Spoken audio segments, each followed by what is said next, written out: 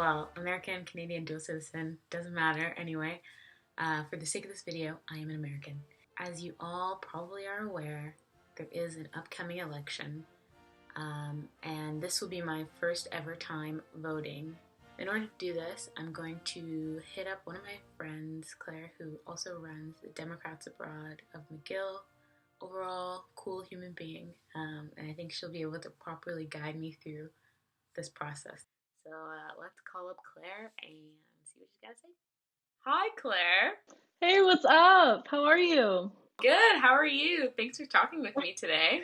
Good, of course. I'm always happy to help out another American when it comes to voting. So, let's see. I'm sending you the link, and then when you get on, the homepage should say Vote from Abroad, request a ballot now. You go ahead and just hit start. Okay. Voter. Wait, low key, I'm worried that the website might be down because mine's not working either. Oh my god. I love how I literally thought that this was going to take me 3 minutes. Oh no, voting is so hard. I took an entire class on voting last year because, that's who I am, voting rights in the US. And the amount of like voter suppression that has been going on in the US is absolutely ridiculous. Like, this is so hard. This should not be so hard. Like, voting is impossible. The fact that you have to register to vote, like being a citizen, should just automatically register you. So, A, you have to register to vote. That's an obstacle. B, like once you get to the polling station, you might not be on the right list because they might move your polling station last minute, which happens all the time. Or if you're like somewhere like Phoenix, Arizona, they'll get rid of all the local polling stations to create a super polling station, which is supposed to be like one giant place where everyone goes in the middle of the city, which means that it's super inaccessible for people that don't have 9 to 5s. Like, also, you have to get to that polling place now instead of it being like in your neighborhood, walking distance from your house. That's just like the little ways. It doesn't even, like, there's also just the pure intimidation where people stand outside polling places and try to scare the crap out of you so that you vote the right way.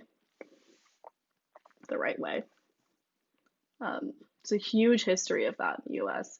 Like, I did a report on Wilmington in 1898, which you should definitely look up because it's the only coup in America, and it was because of voting rights.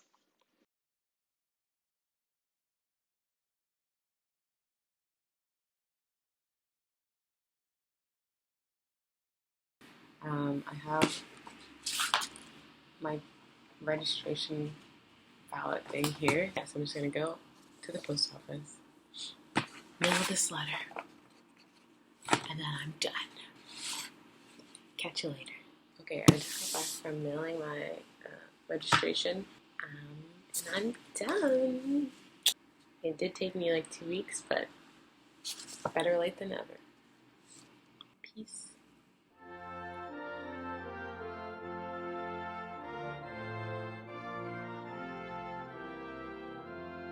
If you don't vote, then that's like the absolute base of political participation. Just voting. Like, if you want a law to change, you need to vote.